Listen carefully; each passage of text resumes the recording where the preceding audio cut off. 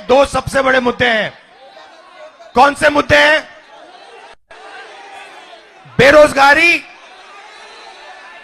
और दूसरा बेरोजगारी और अब जहां भी देखो आपको दो हिंदुस्तान दिखेंगे, एक अरबपति वाला और एक गरीबों का हिंदुस्तान। सही? अब देखो ये मीडिया वाले, एएनआई वाले, ये सब टीवी पकड़े हुए हैं यहां पे, इनको देखो।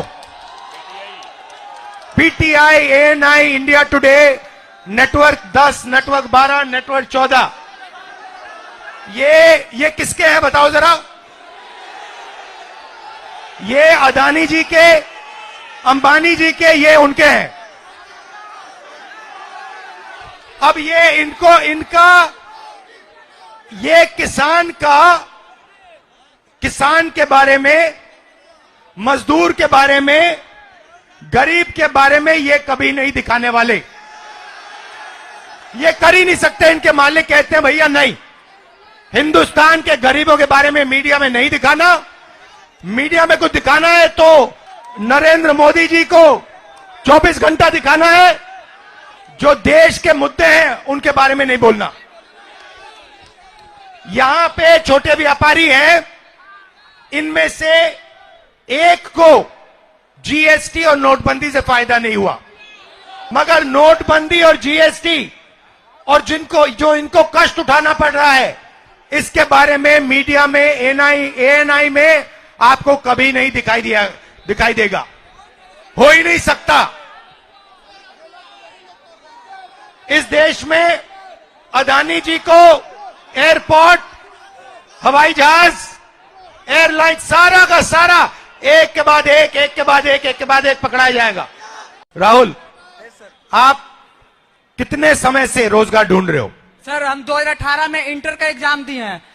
मगध यूनिवर्सिटी में 5 साल में 3 साल का ग्रेजुएशन 5 साल में करवाया, अभी तक भटक रहा हूं। और यूपी पुलिस का एग्जाम देने आया हूं। यूपी में 65 लाख यहाँ का फॉर्म गया है, सीट है मात्र 60,000।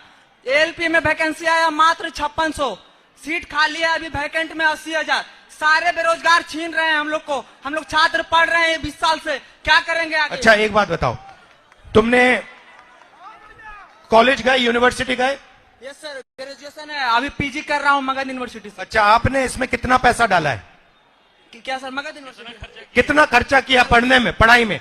शुरुआत से लेकर आज तक कितना पैसा दिया आपने? पटना में पापा ने, आपके पापा ने? शुरुआत से तो काउंट ही नहीं कर सकते हैं सर। 5 साल से तो पटना में रह रहे हैं। मगर कितना? 5,000 लगता है वहाँ सिर्फ रहने खाने में, कोचिंग छोड़कर।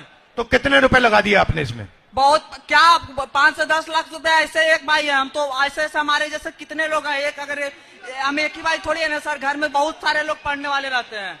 तो आपने 2-3 लाख रुपए तो लगा दिए होंगे इसमें? उससे ज्यादा, उससे 5 गुना ज्यादा।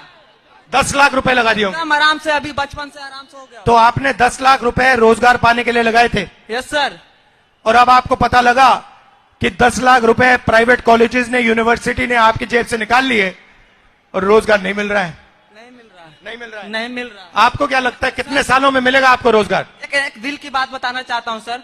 जैसे पहले, आज के 1 से 2 साल पहले, आपके भारत न्याय जोड़ो के यात्रा के पहले कांग्रेस को लोग विलुप्त मान चुका था। हम कांग्रेस के कार्यकर्ता नहीं हुआ, मैं इस देश का छात्र हूं, तो उस देश के नाते बोलना चाहता हूं। आज के 1 से 2 साल पहले कांग्रेस को लोग हल्के में ले रहे थे, क्योंकि बीजेपी का मुकाबला नहीं सब कर सकता था। लेकिन उसके बाद जैसे आपकी भारत जाए जोड़ो की यात्रा स्टार्ट हुई है, लोग आपको मैच्योरिटी से, गंभीरता से लेते हैं। नहीं सुनो, वो सब ठीक है, मगर अभी हम बेरोजगारी की बात कर रहे हैं। हाँ, तो आपसे उम्मीद, पूरा बात सुनिए ना सर। आपसे पूरा लोगों को उम्मीद है, बिहार के पूरा लोगों को उम्मीद आपसे। हम जहां तक हम सुन के पाते हैं, आपसे इस बार के इलेक्शन में पूरा उम्मीद है और चाहते हैं नरेंद्र मोदी की सरकार बदले और छात्र बेरोजगारों को हित। अच्छा, अब एक बात बताओ, आपको नोटबंदी से फायदा हुआ? नहीं सर, कोई फायदा नहीं हुआ। इस देश की मैं आपको शक्ति बताना चाहता हूं। जैसे अभी मैं यहां आया, मंदिर में मैंने मत्था टेका, गंगा जी का प्रणाम करने आया हूं मैं। उसके सामने, गंगा जी के सामने मैं यहां अहंकार से नहीं आया हूं। मैं सिर झुका के, सिर नीचे झुका के ऐसे मैं गंगा जी के सामने आया हूं। वैसे ही जब मैं भारत जोड़ो यात्रा में चल रहा था, मैं सिर झुका के जो भी मेरे सामने आता था, मैंने अपनी टीम को कह दिया, आप इनसे पूछिए। भारत जोड़ो यात्रा से पहले इन्होंने मुझे पूछा, राहुल जी हमें करना क्या है। मैंने उनको कहा, देखो यात्रा में बहुत सारे लोग मुझे मिलने आएंगे, गरीब लोग आएंगे, अमीर लोग आएंगे, सब के सब लोग आएंगे, सब बोलेंगे। जो भी आएगा उसे ऐसा लगना चाहिए कि मैं अपने घर आया हूं, अपने भाई से मिलने आया हूं, और प्यार से उसको अंदर उसकी मुलाकात होनी चाहिए और प्यार से वो बाहर जाए। लाखों लोग उस यात्रा पे चले। यात्रा में कोई गिरता था, धक्का लगता था, जैसे अभी लग रहा है, कोई गिरता था, एकदम भीड़ उसको उठा लेती थी, भीड़ उसकी रक्षा करती थी। किसान आए, मजदूर आए, व्यापारी, छोटे व्यापारी आए, बेरोजगार युवा आए, उन्होंने अपनी बात रखी। उनके दिल में जो दर्द था,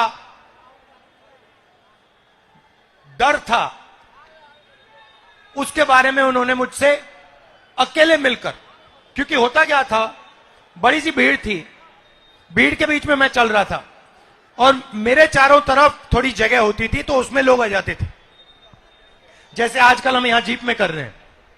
तो आते थे और कहते थे, छोटे व्यापारी कहते थे, हमें डर लगता है,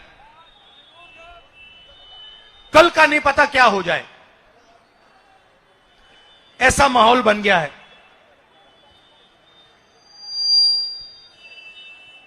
पूरी यात्रा में मैंने नफरत कहीं नहीं देखी।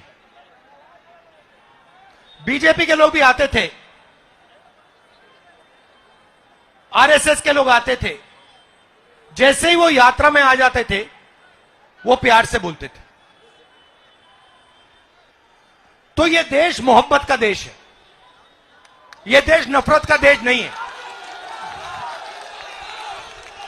और ये देश जब भी मजबूत होता है, ये जब भी मजबूत होता है जब ये एक साथ मिलकर काम करता है।